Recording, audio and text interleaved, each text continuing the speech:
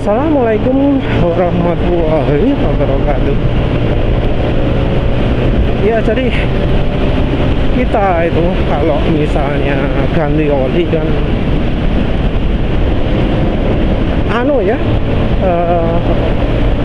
disuruh ngikutin buku manual. Kalau di grup oli ya, kalau di grup oli kita disuruh ngikutin buku manual. Kalau misalnya ganti oli spesifikasi harus sesuai dengan buku manual, kekentalannya sesuai buku manual, standar API-nya sesuai buku manual, dan buku manual itu menyebut minimal API SG ya. Kalau penulis ini termasuk yang ndaplek ya, karena ya sekarang ini aja penulis pakai meseran dan saya 40 campur KCO minyak jagung, terus sama sadu revitalizan. Ini sedang pakai sadu revitalizan, tapi pakai API SE olinya SA40 itu sudah menyalahi aturan pabrikan. Itu pasti diprotes habis-habisan. Tapi ada satu yang tidak diprotes oleh orang-orang di grup oli, walau itu nggak sesuai rekomendasi. Apa itu? Ganti oli. Ganti oli ada di 400 kira-kira kebanyakan motor ada di 4000 km lebih kadang, terutama kalau motor lagi. Tapi kenyataannya gimana? Kenyataannya kalau kita servis seringnya disetel di 2000 km. Kalau untuk alasan itu biasanya orang yang merekomendasikan ngomongnya adalah ya kan karena oli itu ganti lebih cepat lebih baik ya. Entah mengapa sampai muncul pendapat seperti itu, mengapa sampai muncul lebih cepat lebih baik, dan lebih cepat seberapa yang terbaik gitu. Apakah 2000 km itu yang ideal kah? Yang dianggap olinya masih betul-betul sehat kah?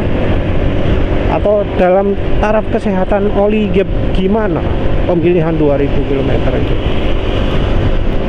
Karena kan pabrikan ngasih rekomendasi 4000 km itu juga sudah mempertimbangkan, kalau kita anggap kayak gitu ya, sudah mempertimbangkan kesehatan oli mesin.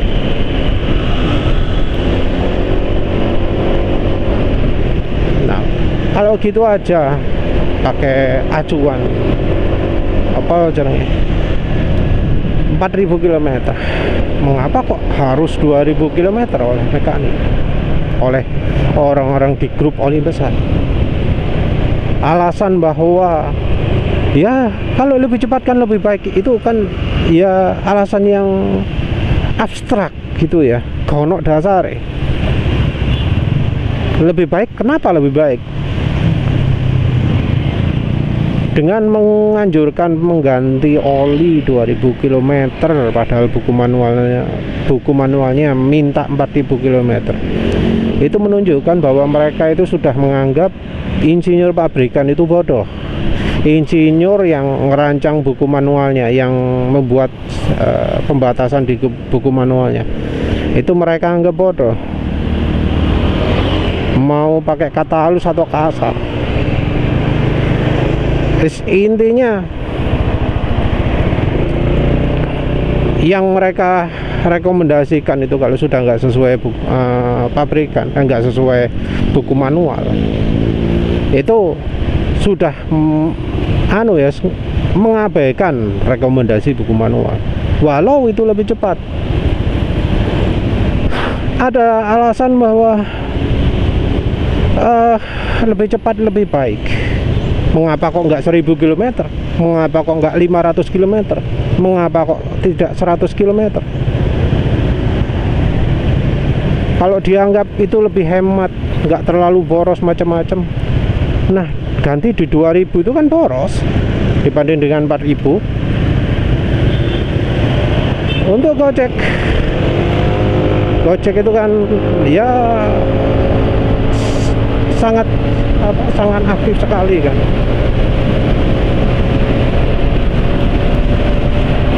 200 km per hari.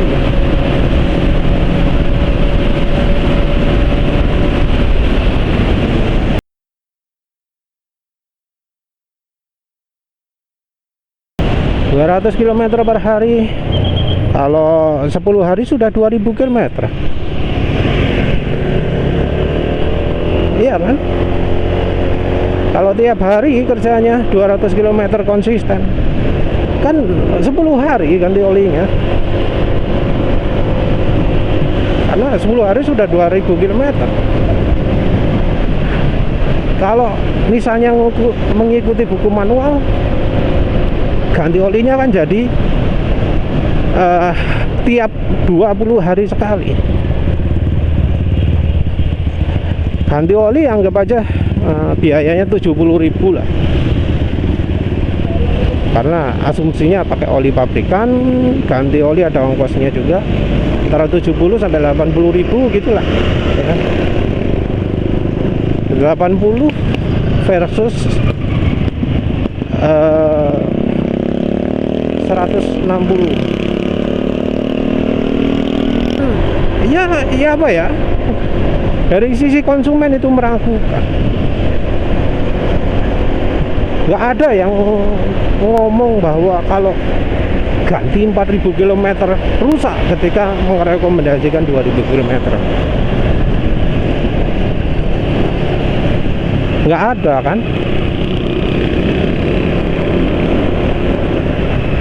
Tapi ironinya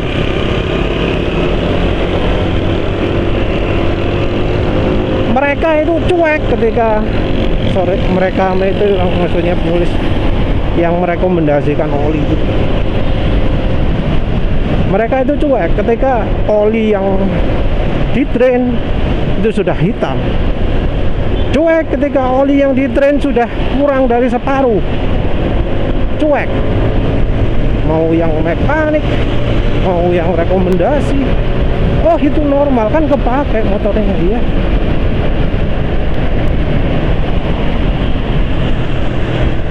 Jadi yang Gojek seringkali jadi korban karena mereka motornya termasuk sangat sering ya kan,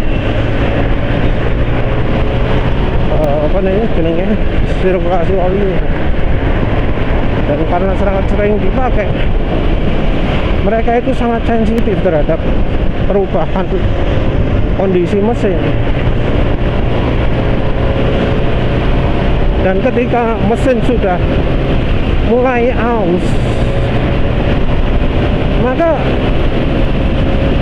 kerusakan oli juga makin cepat terjadi.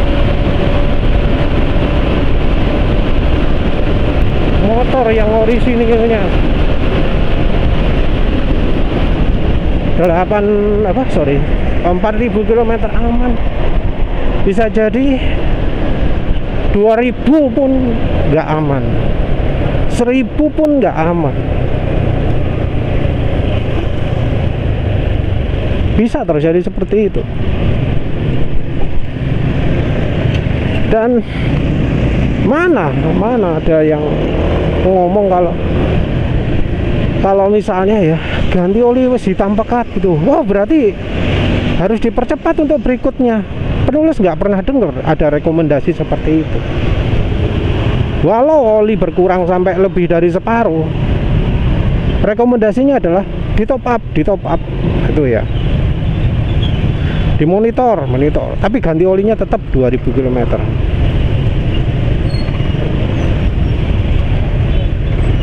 Nah, rekomendasi yang seperti itu yang ya penulis prihatin ya. Mereka sudah melakukan apa istilahnya, membangkang aturan rekomendasi pabrik tapi mereka sendiri nggak pakai acuan yang baik. Alasan mereka ganti 2000 km itu adalah karena ya kondisi olinya tentu akan lebih baik, sama kayak ganti ban, sama kayak ganti lain-lain, ganti lebih cepat lebih baik. Tapi ketika oli motornya itu hitam kelam, ketika oli berkurang banyak gitu, mereka abaikan, mereka nggak coba cari lebih aman. Mereka tetap ngeyel 2000 km walau kondisi olinya kacau balau, sehingga terjadilah yang apa, sealnya rembes, yang jadi akhirnya harus turun mesin ganti part. Memang part itu ada dari kualitas juga, dari apa, kualitas komponen ada seperti itu, memang ngaruh. Tapi tetap sebagus-bagusnya motor, kalau perawatan olinya nggak bagus tetap cepat rusak. Apalagi sekarang diperparah dengan ya kualitas oli yang turun. Kebanyakan oli tidak layak pakai. Jadi kebanyakan oli nggak bisa dipergunakan sesuai rekomendasi pabrikan. Oli-oli yang penulis kategorikan rata-rata, yang penulis kategorikan tidak rekomendasi, itu nggak akan penulis pakai di motor penulis yang lain ya, bukan yang penyakitan ini, NMAX ini, tapi di Beat sama Next 2 itu nggak akan penulis pakai sampai 4000 km. Jadi kayak motor multi power, kayak mobil super, kayak Adnoc, apalagi kayak Eneos, BM1, nggak akan penulis rekomendasikan untuk termasuk Top One juga ya, nggak akan penulis rekomendasikan untuk dipakai di motor 4000 km. Apalagi oli pabrikan, apalagi merek Idemitsu, nggak akan penulis rekomendasikan pakai di motor ya, motor sampai 4000 km.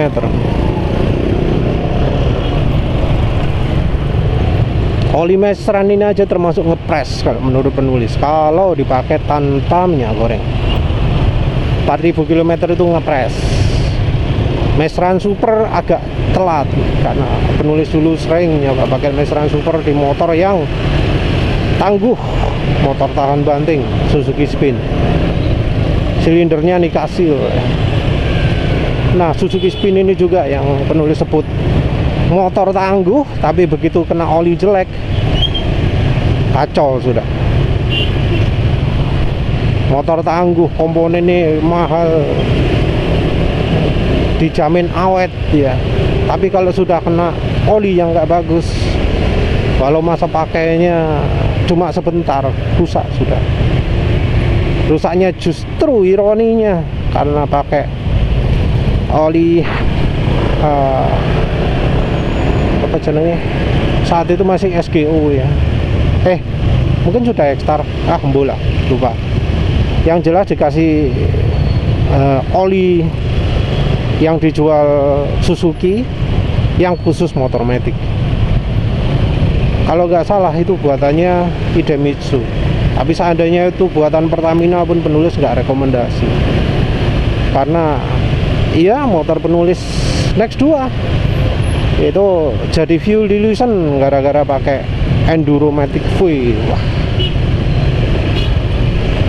Next 2 memang nggak setangguh Spin, tapi sebelumnya motornya suaranya halus ketika pakai oli Fastron Techno 15W50, bahkan sampai lebih dari 8000 km masih halus, gak ono masalah.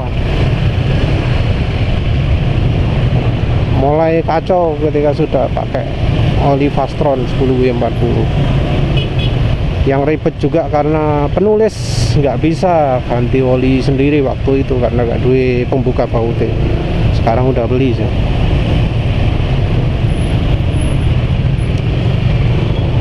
Tapi balik lagi ke topik, mau gimana ya, mereka ini yang rekomendasi ya, yang kalau ganti oli harus sesuai spesifikasi dan rekomendasi buku manual titik gitu ya, ada yang ngomong gitu. Tapi ya mereka kalau tahu ada kasus-kasus yang ya banyak terjadi kan sekarang ini, mau NMAX mau PCX 160 ada kasus sebelum servis pertama turun mesin, ada yang sebelum servis pertama harus ganti bearing. Kalau NMAX itu kan sebelum servis pertama bearingnya harus ganti, bearing belakang, karena suara ini kelotakan. Begitu dicek ambrol, ternyata bearingnya sudah rusak. Kan ada seperti itu. Kalau yang di Honda PCX 160 atau Vario 160 problemnya adalah piston dan silinder. Ya selain ada faktor CVT, kita nggak bahas CVT sekarang. Silindernya baret, pistonnya baret.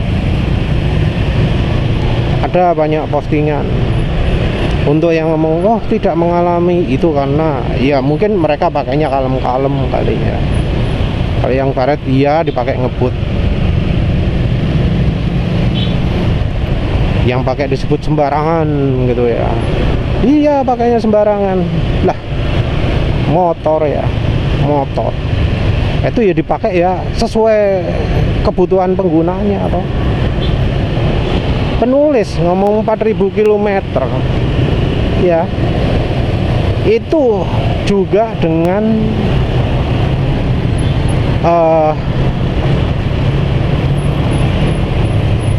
penggunaan yang tiap hari ngebut, masih pakai Suzuki Spin, penulis jalannya gaspol, malah lebih gampang ya, soalnya top speednya lebih rendah. Di jalan beton tadi naik Suzuki Spin, naik Suzuki Next 2, naik Honda Beat, gaspol, top speed mentok, top speednya wis gak iso nambah lagi. Wih, gitu, kadang semenit, kadang 2 menit, kadang 3 menit, dan itu tiap hari. Dengan penggunaan tiap hari itu, penulis gantinya 4000 km.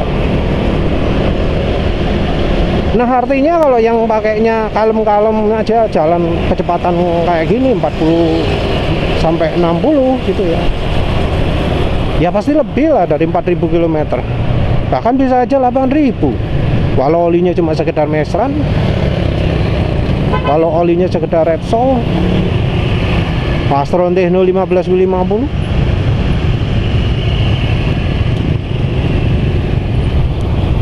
Jadi kalau ada yang menggunakan alasan gaspol itu pemakaian menyalahi aturan, ya penulis nggak setuju. Karena penulis menemukan ada kok oli yang walau tiap hari dipakai gaspol aman sampai 4000, bahkan kalau dicampur minyak goreng sampai 6000, tak tega ya, no problem, suara mesin masih halus. Kayak Honda Beat itu sampai sekarang masih halus suaranya, karena nggak pernah kelolosan kalau yang Honda Beat. Dari pertama pun begitu suara mesin kasar langsung ganti. Pernah kan kejadian Honda Beat suaranya kasar, top speednya ngeri ya, mau dipakai lebih dari 90 itu kayak mau hancur gitu mesinnya. Jika pakai pelan pun kayak ada hambatan asak-asakin momen gitu. Problemnya apa? Karena oli, karena habis diservis dikasih bengkelnya apa? MPX2 atau PSX2, mungkin MPX2 ya, mungkin Pak soalnya enggak jelas. karena ya curiga soal oli, terus ganti. Saat itu ganti Valvoline 10W40, Valvoline Opel tadi, bukan Valvoline Cam.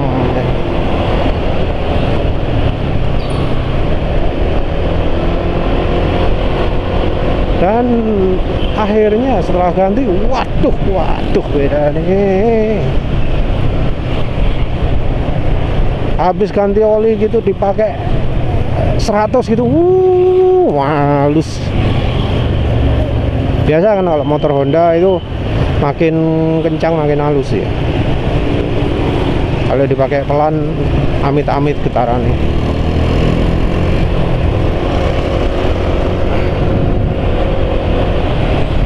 Jadi makin halus, makin licin jelas. Suara mesin minim sekali. Top speed ya jelas nambah, karena yang tadinya kayak mesin hancur itu jadi enak gitu ya. Mesin kayak nggak terbebani.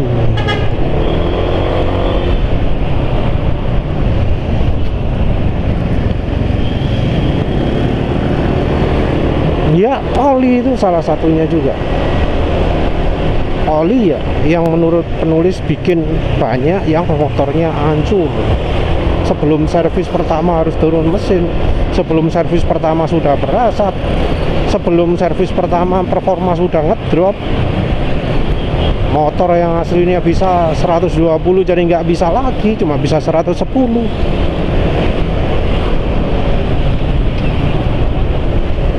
Seperti itu.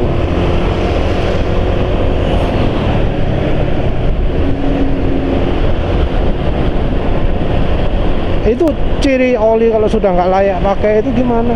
Ya waktu di train itu servis pertama kan 1000 km kalau motor Honda, 800 km kalau motor Yamaha kan. Entah kalau ada yang beda, tapi kan sekitar kayak gitu loh. Kalau ganti oli pertama saja 800 atau 1000 km saja, ganti oli sudah warnanya hitam, terus volume olinya juga berkurang cukup banyak, cukup signifikan, itu sudah ciri masalah. Nah, yang kurang ajar ya, yang kurang ajar, orang yang rekomendasi, wah kalau oli itu paling baik mengikuti spesifikasi pabrikan, mengikuti rekomendasi pabrikan. Orang yang ngomong gitu, kalau dilabrak pakai bukti-bukti bahwa banyak motor yang servis pertama sudah sebelum servis pertama sudah rusak, apa omongan mereka? Oh emang, karena memang pabrikan sekarang cari bisnis, memang sengaja kualitasnya diturunkan biar komponennya, partnya laku. Memang sengaja dirusak olinya biar motornya itu nggak awet. Kalau nggak awet kan beli lagi. Kurang ajar sekali mereka itu. Dan penulis barusan juga nemu contoh seperti itu. Kurang ajar orang.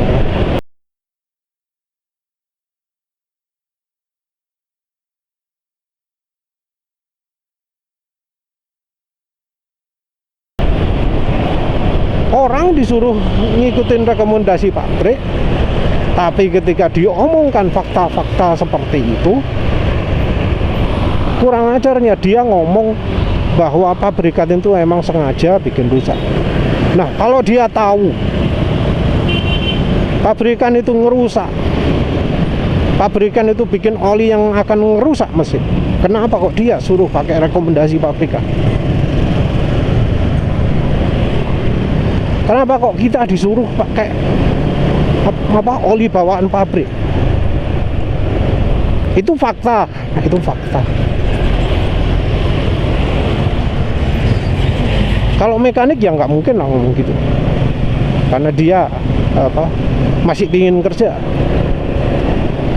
Dia berani menipu, berani bohong demi pekerjaan,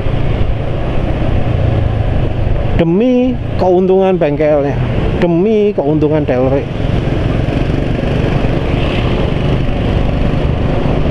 Kalau pabrikannya gak jujur, Ya sampai sak mekaniknya ya gak jujur. Kalau dari pabrikannya nggak becus ya, tapi kemudian pakai berbagai macam alasan untuk terkesan canggih, hebat dan macam-macam, ya mekaniknya juga sama.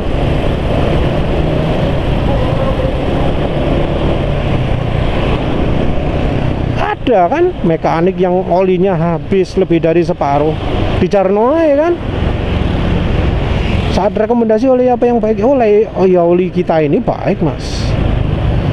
Kalau ditanya, loh mas kenapa olinya tinggal separuh? Oh gampang mas, ini emang sekarang mesin itu canggih gitu. Pakai penjelasan yang aneh-aneh gitu. Mesin sekarang canggih, mesinnya apa? Karena mesin canggih, tenaganya besar, panas mas. Nah kalau panas oli jadi cepat habis. Kayak gini nih, oli sampai habis ini wajar mas. Padahal ya enggak juga. Top up kalau di luar negeri itu satuannya berapa kilometer saya mau.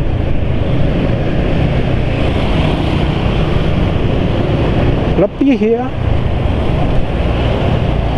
Top up itu bukan ya kegiatan yang dilakukan tiap 500 atau 200 km sekali.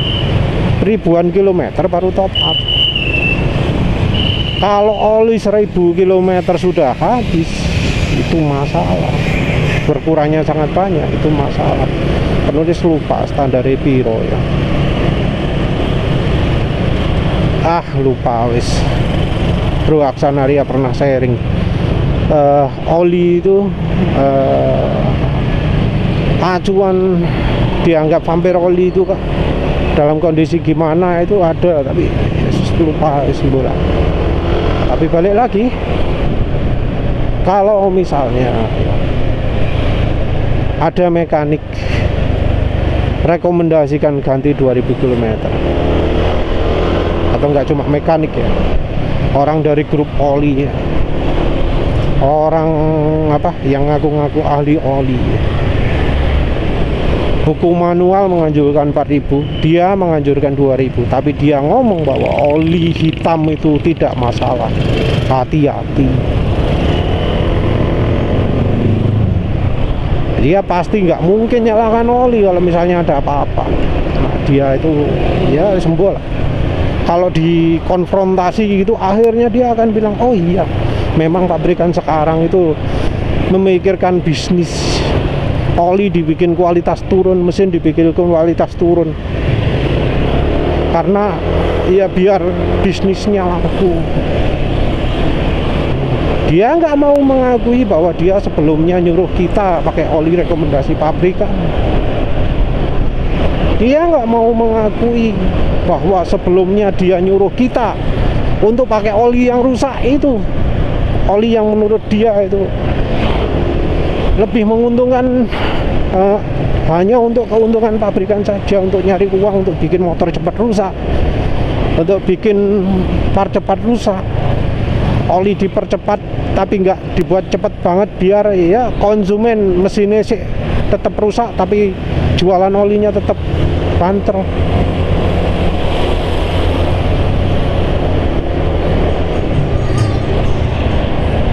Nah seperti itulah.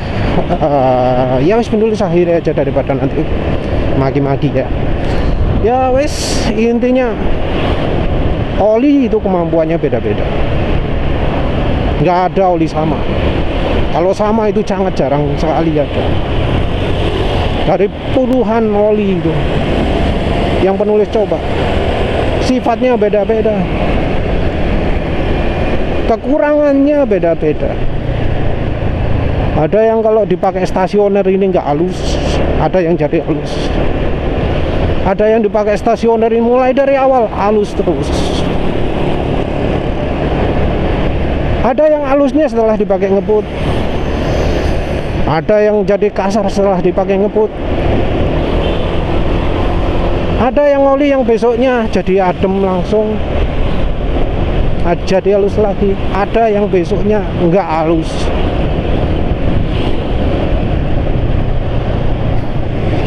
Ada oli yang suaranya kasar, agak kasar tapi licin. Ada oli yang suaranya agak kasar tapi gak licin.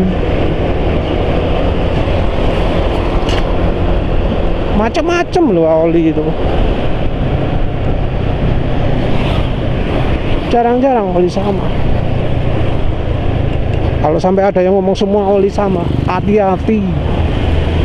Itu orang asal jeplak, nggak pernah nyoba sendiri, cuma pakai pemahaman asumsi.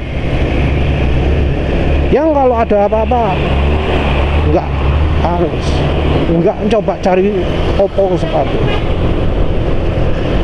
Ayo oli rekomendasi penulis ya.